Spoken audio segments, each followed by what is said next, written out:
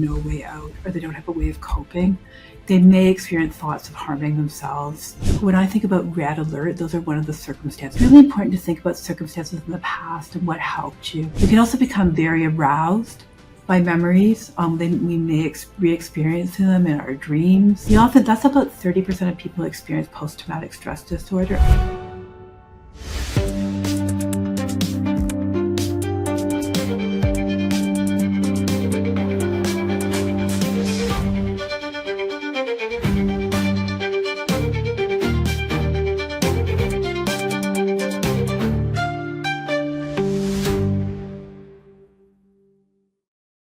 Would there be a situation where you would say, oh, this is a red alert, this is alarming, and it needs an expedited care plan regarding this? Otherwise, you're going to have X, Y, Z consequences. What's Yeah. your experience? Yeah, I would say a couple of things. I think one thing that we're often very uncomfortable talking about is suicidality. And so when folks are becoming overwhelmed by emotions and feel that there's, for example, no way out or they don't have a way of coping, they may experience thoughts of harming themselves. It's really important both for that individual to reach out for help, but also for people around them who are recognizing an increase in symptoms where they have an inability, for example, to perform at work, an inability to perform in the social arena. They can't interact with their families, and we may be worried about thoughts of self-harm. It's really important to ask people if they're thinking about that, right? So rather than think it's going to be harmful to ask people about suicide, the best thing to do is actually to help, to say, no, I'm wondering, in fact, if you may be thinking about harming yourself. I'm wondering if you've thought about how you would do that. Do you have a plan? Is there anything that would stop you from doing that? How in control do you feel of these thoughts or impulses that you're having? Asking those questions, in fact, can save a life. When I think about red alert, those are one of the circumstances where I think about red alert and asking the questions that we need to ask rather than shying away from them.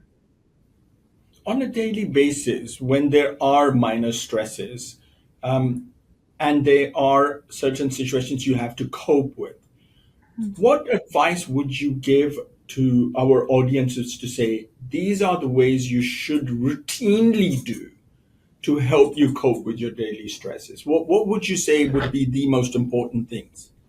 I think one of the most important things is to think about what's helped you in the past.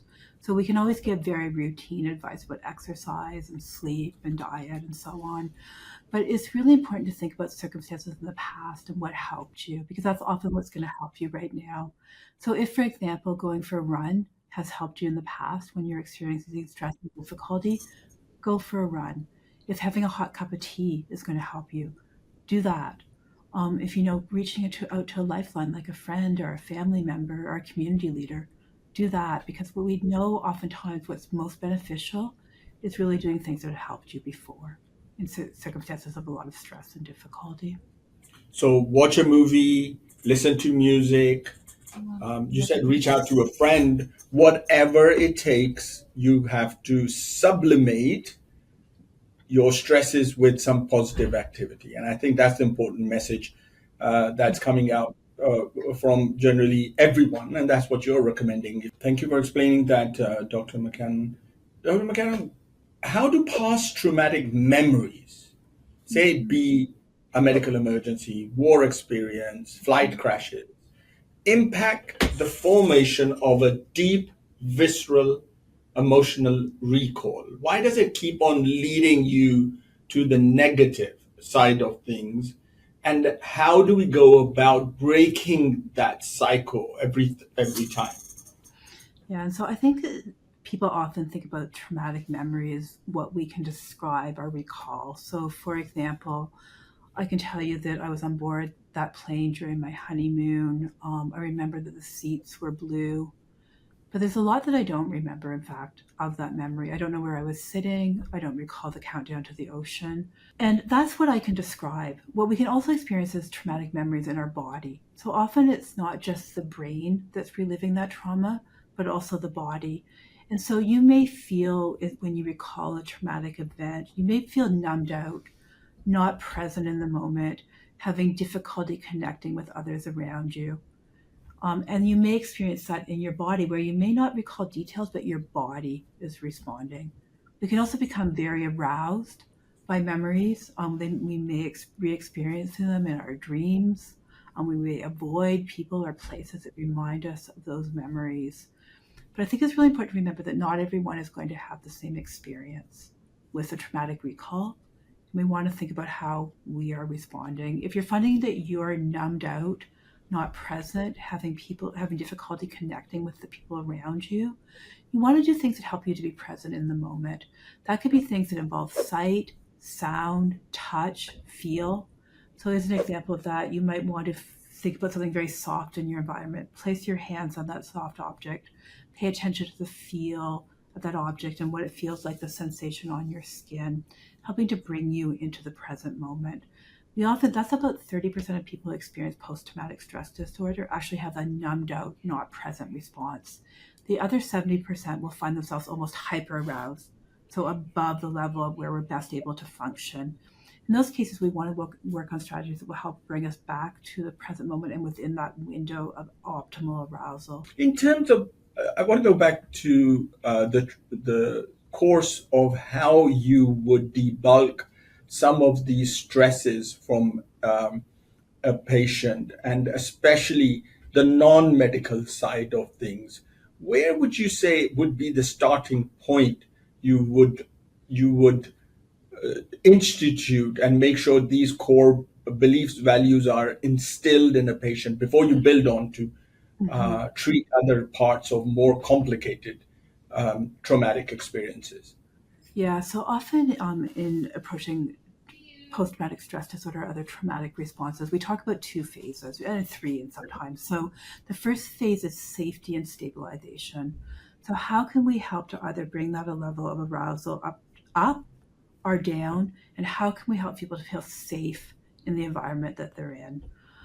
This can be often is done through present focus therapy. So teaching people skills that will assist them in their day-to-day life. That does not mean having to recall the memory, to process the memory of the trauma, but rather creating a sense of safety and teaching skills that will assist folks. For some people, that will actually be enough. There have been some meta-analytic reviews, so bringing studies together showing that in some instances, present-minded therapies, present-focused therapies are just as effective as past present trauma therapies that involve processing the memory, talking about it extensively, and helping to bring meaning to that memory. There is a third phase for many folks, which is called post-traumatic growth.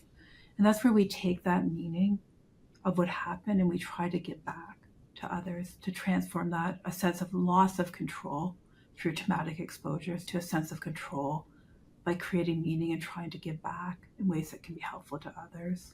Thank you for explaining that, Dr. McCannon. Dr. McCannon, what would you say would be the best strategy or strategies to shift from relieving traumatic memories to narrating them more peacefully, objectively, and imparting that information to others? You're narrating them as well as relieving your stresses simultaneously. For other folks, though, again, learning skills that can help you to cope with the symptoms can be just as effective as processing and reliving that memory.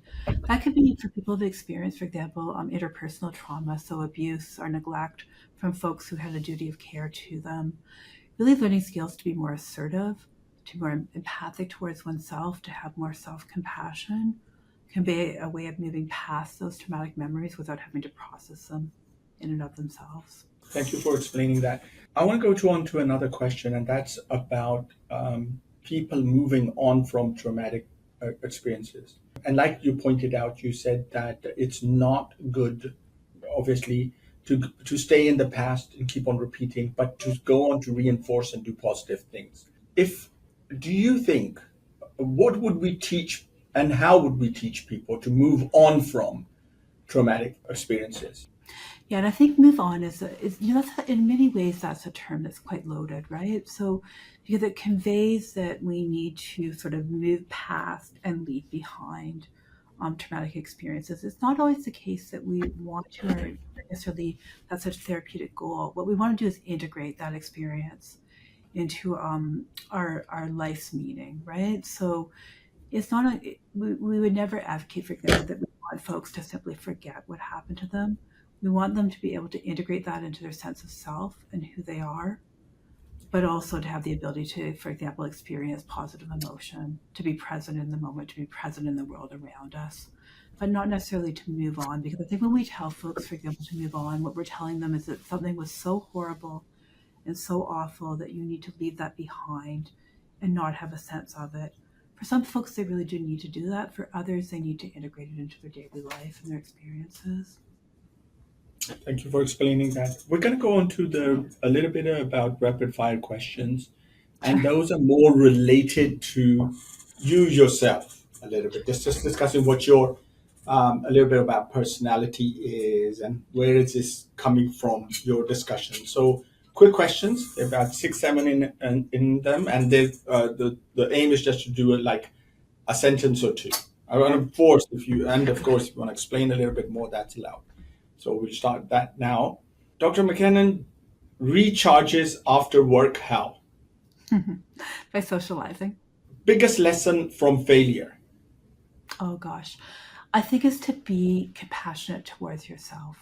Very good. One myth to drop and one truth to keep. I think that one truth for me is that you can never overvalue personal relationships and the meaning of those in your life.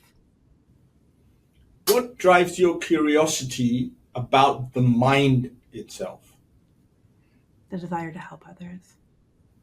If you could relive one day, what would it be?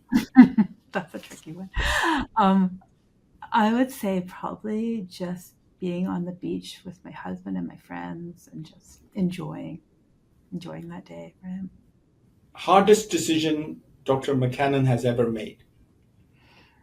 This is, the hardest decision I ever made was actually when my dog, I'll tell you a lot about me, when my dog was quite ill, and having to make the decision that was best for him. That was one of the hardest things I ever did. Yeah. Sorry to hear that. A lesson you wish everyone learned? I wish that everyone could learn that we're all connected, that other people's suffering is also our own, and that what purpose are we here for other than to help other people? Thank you for explaining that. Some rapid fire questions. Empathy or data? Empathy. In person or online therapy? In person. Regret or risk? Risk. Forgive or forget? Forgive. Stability or adventure? I think adventure. Change or accept? Change. Logic or intuition? Intuition. Intuition. Thank you, Dr. McKinnon. Any final message to our audience? No, just to be kind to yourself, to recognize that the world is not an easy place right now, and we need one another to support one another. Thank you for that very moving and insight conversation, Dr. Margaret McKinnon. Thank you for shedding light on the hidden wounds of trauma, the power of resilience, and obviously the urgent need for trauma-informed care. Thank you for having me. It's a great honor to be here. What a remarkable journey we've just experienced together. The path to health isn't always straight, but it's always worth the effort. I hope today's conversation inspired you to take the next step in your wellness journey, armed with new knowledge and a fresh perspective. If today's episode left you inspired, share it with someone who need to hear this. Give us a thumbs up and your opinion. Keep exploring, keep evolving, and we'll see you in the next episode of Khan Clinics.